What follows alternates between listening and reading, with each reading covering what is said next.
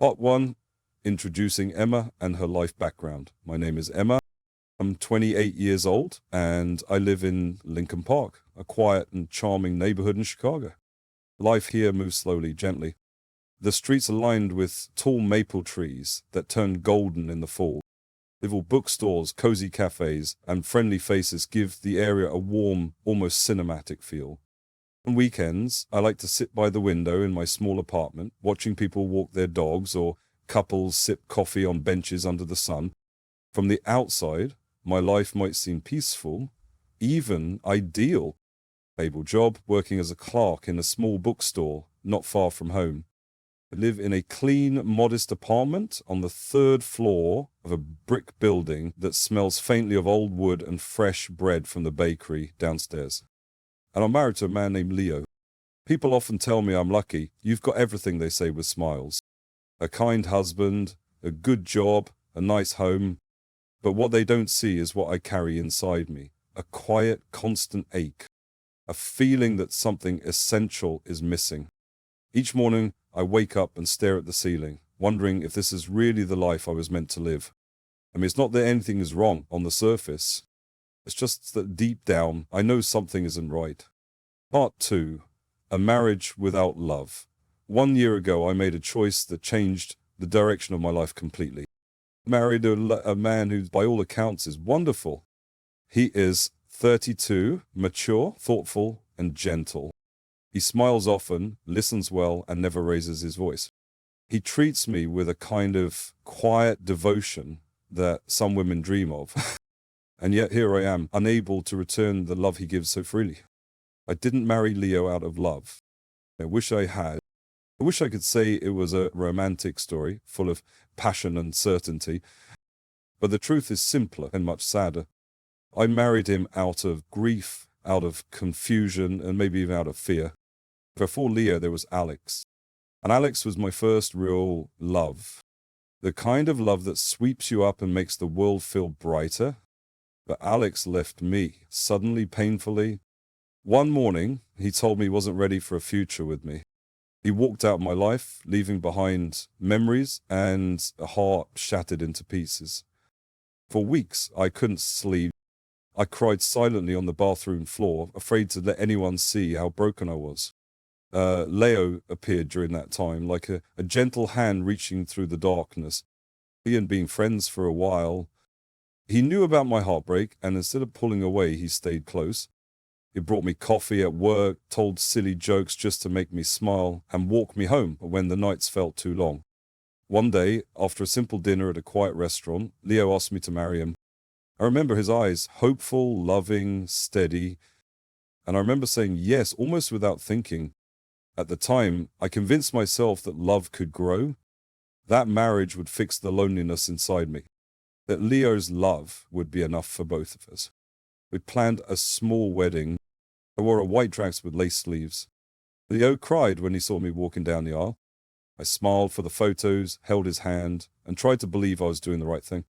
But love, real love, doesn't grow out of silence and fear. Follow me, it doesn't come from running away from pain. Now, every time I look at Leo, I feel a mix of guilt and sadness. He is everything good. Oh, I am the one who is lost. I entered marriage not with a full heart, but with a broken one. And now I live with the consequences of that decision every single day. Part 3, Leo is a good husband, but I still feel empty. Leo tries in every way to be a good husband.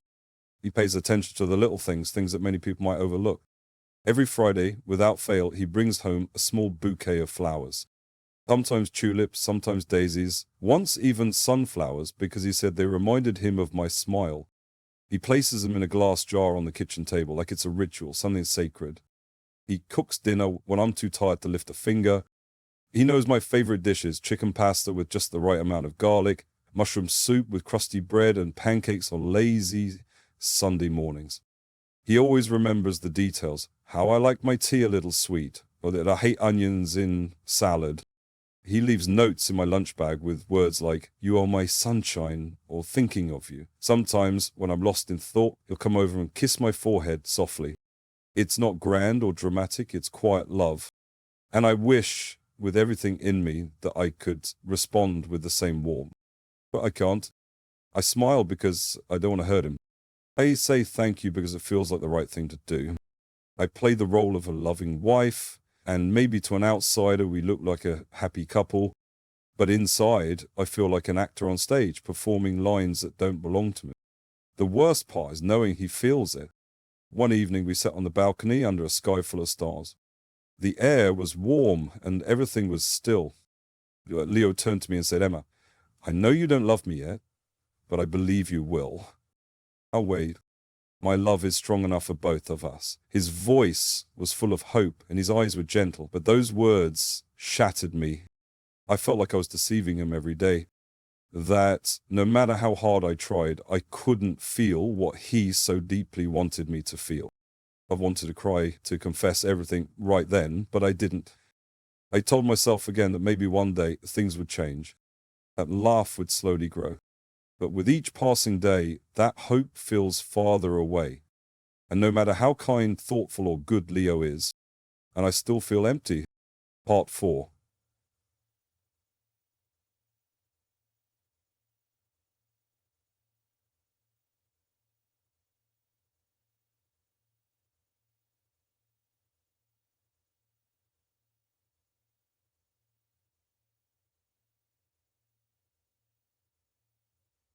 My mother's advice about her own marriage.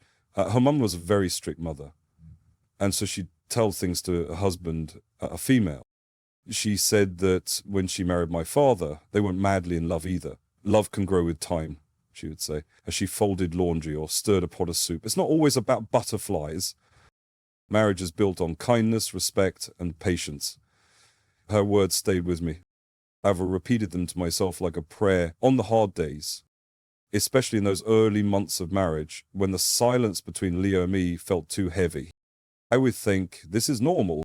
Love is not lightning, it's a slow sunrise. So I tried. I cooked dinner even when I had no appetite. I laughed at Leo's jokes even when they didn't feel funny. I hugged him tightly when he came home and I let him hold me even when I felt distant. I followed every piece of my mother's advice, believing that love was a flower that needed time to bloom. But as the months passed, instead of blooming, something inside me began to wilt. Each day I felt more like a stranger in my own life. I began to lose the parts of myself that once felt alive. I used to be someone who wrote poetry, someone who danced while cleaning the house, someone who smiled without forcing it. No, I just went through the motions hoping I'd feel something, anything. One Friday evening, Leo went out of his way to prepare a surprise dinner. He made my favorite meal, creamy chicken pasta with warm garlic bread on the side. He lit candles on the table, played soft jazz in the background, and even wore the blue shirt I once complimented. He smiled as I walked into the room. "This is for you, Emma. You are my everything." I managed a small smile and whispered, "Thank you," but inside I felt empty again. The food had no taste. The music felt like noise. And the shirt, the candles, the effort, it all felt like a scene from a play I didn't belong in. After dinner, he took my hand and said, "Let's go for a walk." I followed him silently, wondering if he could hear the sadness in my footsteps. Part 5. Walking through memories. A ring without meaning. We walked together down the quiet street, side by side, yet felt 1,000 miles away from him. The evening air was gentle, carrying the scent of lilacs from a nearby garden. Street lights cast a soft glow on the sidewalk, and everything around us looked peaceful, like the world was trying to be kind. We reached the small park near our apartment. There, beneath a tall old oak tree, Leo stopped, and instantly knew why. It was the exact spot where a year ago he had proposed to me. I remember that night so clearly, the way he looked at me, nervous but smiling, holding out a simple silver ring with shaking hands. "Emma," he had said, "I know you're healing, but I want to be the one who stays. And let me love you." And I had said yes. Now standing there again, Leo looked at me and said with quiet hope, "Remember this place? I told you I would love you forever." I nodded, trying to hold my expression. I looked at the tree, then at the bench where we had sat afterwards, and then at Leo. Yet he looked so happy, so in love. And, oh God, I felt like screaming. "I don't love you, Leo. I never," but I didn't say it. I couldn't. The words caught in my throat like thorns.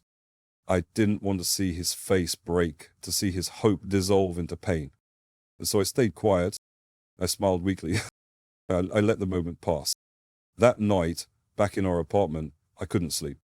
I stared at the ceiling, my chest heavy with the weight of everything I hadn't said. I thought about the ring on my finger, how it never felt like it belonged. It was beautiful, yes, but it was also a symbol of a promise I was never meant to make. I got up, walked to the kitchen, and poured myself a glass of water. And the apartment was silent. Leo was already asleep in our bed, lightly dreaming, perhaps still hopeful. I stood by the window and looked out at the street below. A stray cat walked slowly across the sidewalk. Somewhere, a car door slammed shut. The city continued on, unaware of my quiet storm. And in that moment, I realized something, painful but true. I was living someone else's dream. Not mine. I was a guest in my own life, wearing a ring that told a lie. Part 6. Confessions to a Friend. The first truth I spoke. The next morning, my phone rang while I was still staring at the ceiling. I hadn't slept. My eyes burned, my body ached from lying awake all night, and my heart felt heavier than ever. And I looked at the screen. Nen has been my best friend since college. She was the kind of person who always knew when something was wrong, even before I said a word. "Emma," she said gently, "your voice sounds tired. Are you okay?" I opened my mouth to say I was fine. I almost did. It would have been easy to lie, to brush it off, to hide behind the usual "just tired" excuse. But something inside me broke. "No," I whispered. "I'm not okay." There was a long pause on the other end, the kind of silence that only comes from someone willing to listen. I don't love Leo," I continued, my voice shaking. "I married him because I was trying to forget someone else. Although I feel trapped now. Every day, I wake up feeling like I'm suffocating. And I didn't speak right away. To let my words settle gave them space. Then she said softly, "Maybe you need some space from everything. Maybe some time apart will help you figure out what you really want." I shook my head, though she couldn't see me. "It's not about time, Nena. It's not that I need to miss him to realize I love him. I just don't feel anything. I've tried. I've vowed. But nothing's changed." There was quiet again. "I understand," she said at last. "And I'm here. Whatever you decide, I'll be here." And later that day, I sat on the couch with Leo. He was reading a magazine, humming to himself. The sight of him, so relaxed and so unaware of the storm inside me, made me feel worse. "Leo," I said, barely above a whisper, "can we talk?" He put the magazine down and turned to me. "I know what you're going to say," he said quickly. "Please, don't give up on us yet. I still believe we can make this work." His voice trembled with hope. His eyes were full of quiet desperation. And I couldn't do it. I couldn't crush his belief. Not yet. Not like that. I nodded slowly, though I didn't agree. In that moment, I realized the truth was beginning to rise inside me. I had spoken to Nena. That was the first step. The first time I had truly admitted aloud that I was living a lie. And once the truth begins to rise, it becomes harder and harder to bury again. Part 7. The fear of leaving. A prison made of guilt. That night, after Leo went to bed, I sat alone on the couch, the lights dimmed, my thoughts louder than ever. I felt like I was living inside a box with no door. I could see the outside world, freedom, clarity, peace, but I couldn't find the way out. I thought about leaving. I imagined packing a small bag, slipping out the door before sunrise, calling Nena from a train station, asking her to come get me. I would imagine the note I would leave behind. Something honest but gentle. "I'm sorry, Leo. I can't stay. I need to find my life again." But I didn't pack that bag. Not yet. Because with every thought of leaving came an even heavier shadow. Guilt. A guilt so large it wrapped around my chest and refused to let go. Yeah, I was good. He was kind. He had never raised his voice, never been cruel, never given me a reason to run. And I kept thinking, what will people say if I leave a man like that? Will they call me selfish? Cold-hearted? Will they say I didn't try hard enough?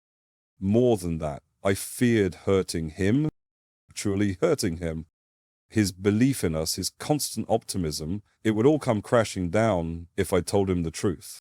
I pictured the look on his face, the way his shoulders would fall, the silence that would follow, and I froze. A few days later, Leo surprised me with a question that nearly took my breath away. "Emma," he said one quiet Sunday morning as we sipped coffee on the balcony. Have you ever thought about having a baby? I blinked, with the cup in my hands trembled slightly. A baby, I echoed. He smiled, hopeful as always. I think it'll bring us closer. I think it might help. That word rang in my ears like an alarm bell. He thought a child would fix us. That creating life might spark love where there was only silence. But the idea of having a child with someone I didn't love made my stomach turn. I'm not ready, Leo, I said softly, staring at my hands. He didn't argue. He only nodded slowly, but his eyes were dimmer, his hope a little cracked. That evening, I wrote in my journal, Leo is a good man, but I can't be the wife he deserves. I'm scared to leave, but I'm more scared to stay. I feel like I'm slowly drowning, and still I stayed. Part 8. The night I almost left. A bag at the door. It was a Thursday night when I finally broke. The weight I'd been carrying felt unbearable, and the silence between us had stretched too long, too wide. Leo had fallen asleep early, the television still murmuring in the background, casting flickering light across his peaceful face. I stood in the hallway, staring at our bedroom door, holding a small overnight bag in my hand. I had packed only a few essentials, just enough to disappear for a while. My journal, change of clothes, my wallet, my phone charger, toothbrush, nothing else. The apartment was so quiet I could hear my own heartbeat. I stood by the front door, hand hovering over the knob, frozen in place, and I looked back at Leo, who was curled under the blanket we always used for movie nights. His face looked calm, almost childlike in sleep. He had no idea that just a few feet away his wife was planning to leave him. I wanted to run. I wanted to breathe air that wasn't heavy with guilt. But I couldn't move. Tears burned in my eyes. I slid down the wall and sat on the floor, the bag still beside me. I wrapped my arms around my knees and cried quietly, not because of Leo, but because I hated who I had become, someone afraid of her own truth. Eventually, I put the bag back in the closet. The next morning, Leo woke up, before me, as usual. He brewed coffee and set a cup on the kitchen table, just the way he always did. And I walked into the kitchen. He greeted me with his familiar soft smile and said, "Good morning, my love. I believe in us." His words shattered something in me, not because they were cruel, but because they were so gentle, so full of hope. And I had none left. And I wanted to scream, "Please stop believing. Please stop hope. You deserve better." But again, I said nothing. And I just nodded and took a sip of the coffee I could no longer taste. I stood by the window as he moved around the kitchen. Outside, the world was alive. A dog was running down the street. A little girl laughed as she chased bubbles. The sun was shining. Everything looked bright and in motion, except me. But inside, I felt stuck, frozen, in a life that looked beautiful on the outside, but was quietly suffocating me every day. And in that moment, I finally admitted to myself, I couldn't live like this forever. Part 9, the journal letters, writing my way toward the truth. After that morning, something in me shifted. Once I got to write again, not poetry or stories like I used to, but letters. Letters I never intended to send. They were to me, to Leo, to no one and everyone. Words I couldn't speak aloud began pouring onto paper in the quiet of the night. At first the letters were short, hesitant. "Emma, you're not happy." That's not a sin, but then they grew longer, deeper. One night I wrote, "You are not a bad person. You didn't marry Leo to hurt him. You married him because you were broken. You needed you needed something to hold on to." But safety is not the same as love. Another letter said, "Leo is not your enemy. He is kind, steady, warm. But he is not your home. He deserves a love that isn't forced. You deserve to stop pretending." Writing gave me clarity. It was like holding up a mirror, one I had avoided for too long. I began to see not just my mistakes, but my humanity. I didn't show the letters to anyone. I kept them tucked inside the back of my journal. But each time I wrote one, I felt lighter, as if I had released one more stone from the bag I'd been carrying. One day, while shelving books at the store, my phone buzzed. It was a message from Nena. You sound stronger lately. I can hear it in your voice. I texted back. I've been right. Not for anyone else, just for me. I think I'm finally ready to tell Leo the truth. Her reply came quickly. I'm proud of you. Let me know when you do. I'll be here. That evening I made tea and asked Leo to sit with me in the living room. My hands were shaking. The mug felt hot, too heavy in my grip. I need to tell you something, I said, barely able to breathe. Leo looked at me, his eyes open and still full of belief. Okay, I took a deep breath and let the words fall out. Leo, I care about you. Deeply. Why, I don't love you, not the way a wife should love her husband.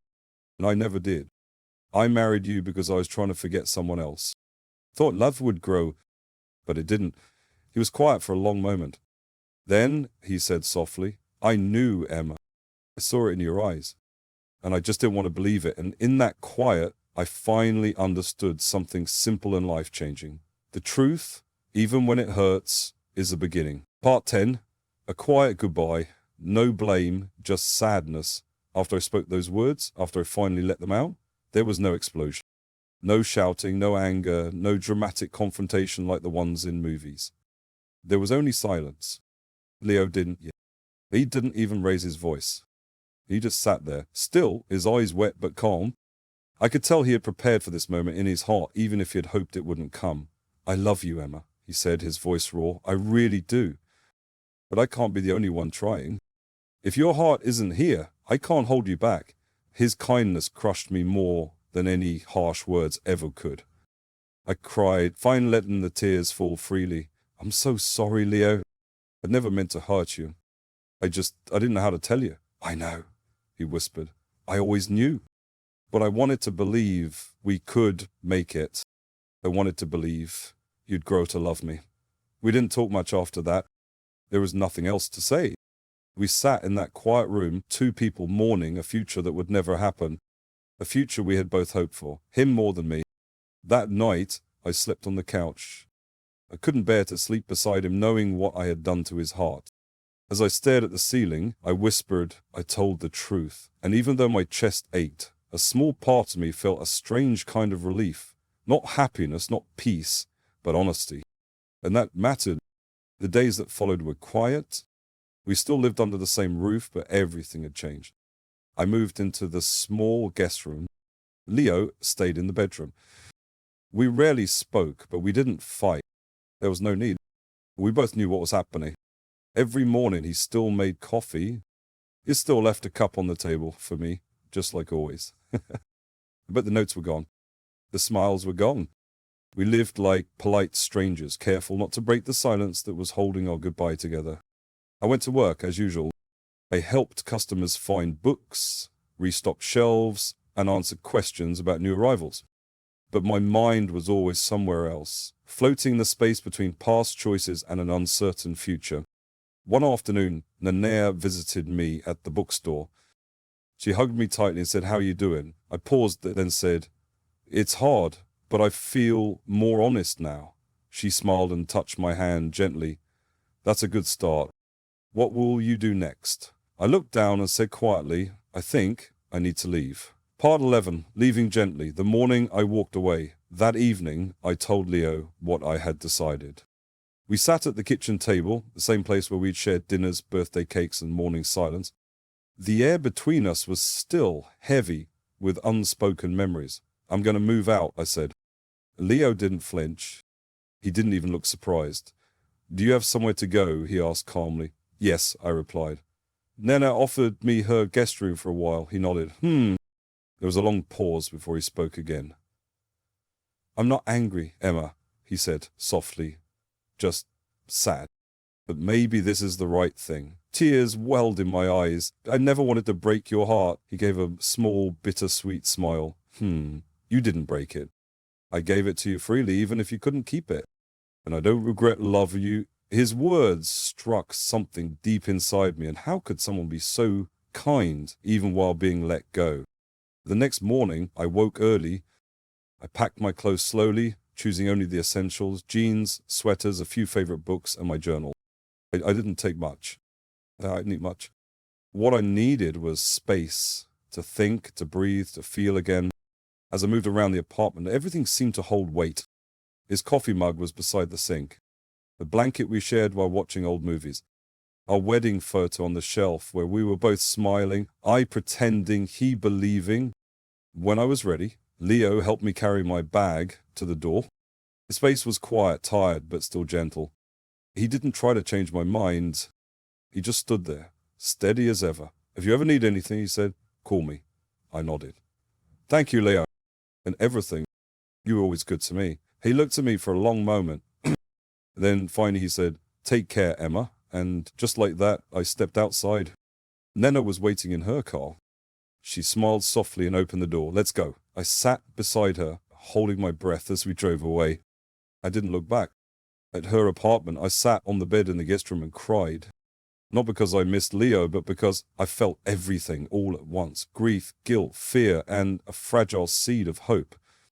For the first time, I had chosen myself. I had told the truth. I had walked away with kindness. Part 12. A New Beginning. From silence to self-discovery. The first few days at Nena's apartment passed slowly. Her guest room was small but warm, with soft green curtains and a lamp that cast a calming glow in the evenings. I kept mostly to myself, helping her cook dinner or wash dishes when I could. She never pushed me to talk. She just let me exist, and for the first time in a long while, that was enough.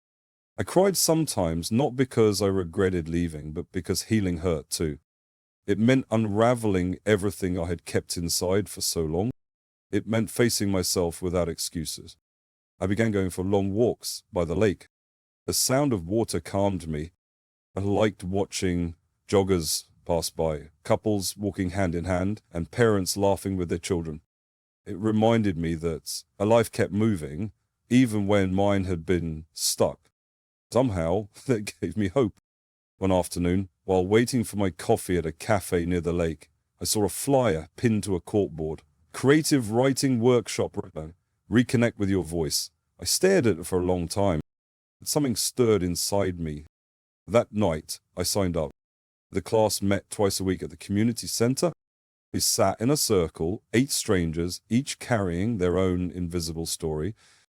The instructor gave us prompts like, write about a place you miss, or describe a goodbye that changed you. At first I was nervous. My voice trembled when I read aloud. But each week I grew braver. One evening I wrote a single line in my notebook that made my heart pause. I lost love before I even found it, but now I'm beginning to find myself. I read it aloud to the group. No one laughed. One woman smiled and nodded, and someone whispered, beautiful. That was the moment I realized healing wasn't about forgetting the past, it was about reclaiming my voice. A few weeks later, I received a text from Leo. Hi, Emma. I hope you're doing well. I've started a cooking class. It helps keep me busy. No pressure to reply. Just wanted you to know I'm okay. I stared at the screen, my fingers hovering over the keyboard. Then I typed back, hi, Leo. I'm really glad to hear that. I joined a writing class. It's been helping me too. Wishing you peace and happiness. We didn't talk again after that, and I think we both understood it was a kind goodbye, the kind we couldn't give each other before. Part 13, living alone. Living honestly, after a few weeks at Nena's, I moved into a small studio apartment not far from the bookstore where I worked. Wasn't fancy, just one large room with creaky floors, a tiny kitchen, and windows that let in the morning light. But it was mine. Every corner felt like a blank page waiting for me to write a new chapter. I painted the walls a soft yellow, the color of early sunlight. I placed a vase of fresh flowers by the window and hung a framed photo of the lake where I used to walk. I bought second-hand furniture, mismatched but full of character, just like me. Every morning I made my own coffee and sat at the little table by the window. I'd watch the world move, joggers passing by, children walking to school, a man who fed pigeons on the corner every day. I didn't feel lonely, not really. I felt something closer to peace. Sometimes sadness still crept in, usually late at night when the silence was loud. I would think of Leo and a soft ache would settle in my chest. I didn't miss the life we had, but I missed the kindness. I missed how he looked at me like I was someone worth loving. even when I didn't believe it myself. But I also knew staying with him would have meant losing myself. Now I was starting to find who that self really was. In the evenings, I returned to my writing class, where I continued to grow. I read my stories aloud without trembling. I started making friends, quiet, thoughtful people who listened, who shared, who reminded me that healing doesn't always look loud or dramatic. Sometimes it's found in the softest spaces. One weekend, while cleaning a drawer, I found the necklace Leo had given me at Lake Geneva, the tiny silver heart. I held it for a long time, feeling its weight not just in my palm, but in my memory. I didn't feel guilty. Don't feel sorry. I felt gratitude for the love I had been given, even if I couldn't return it. I placed the necklace in a small box and added a short note. Thank you for your kindness. I couldn't wear it, but I'll never forget it. I asked Nana to give it back to him. It felt like closing a door gently, without slamming it. 2 years later, as the seasons shifted and the days grew longer, I began to smile more often. The heaviness inside me slowly gave way to something lighter. I wasn't healed completely, but I was no longer pretending. I was living honestly, and that was enough.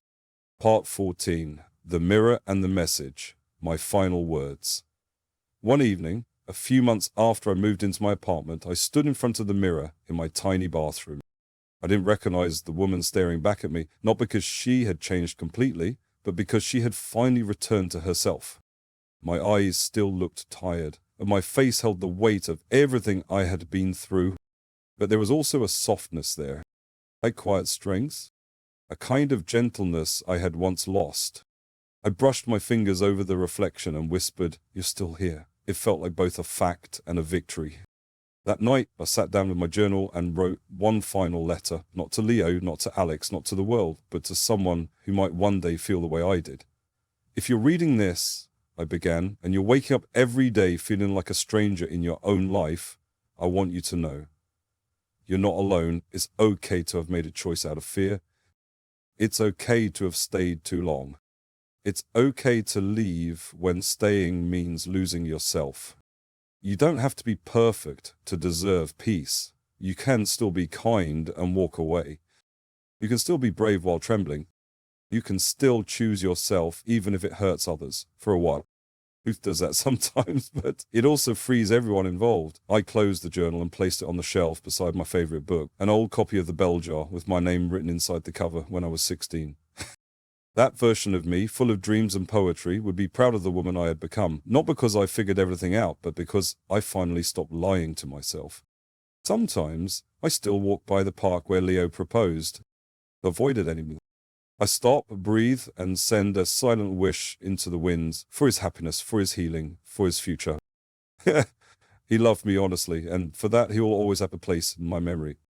But now I walk forward. The past is a chapter I've finished reading, and though I carry its lessons, I no longer live inside it. And you don't know what the future holds. I might fall in love again. What matters is that I now understand the most important love is the one we build with ourselves. This story isn't full of smiles or fairy tales. It's not neat or easy. But it's real. And sometimes being real is the bravest thing we can be.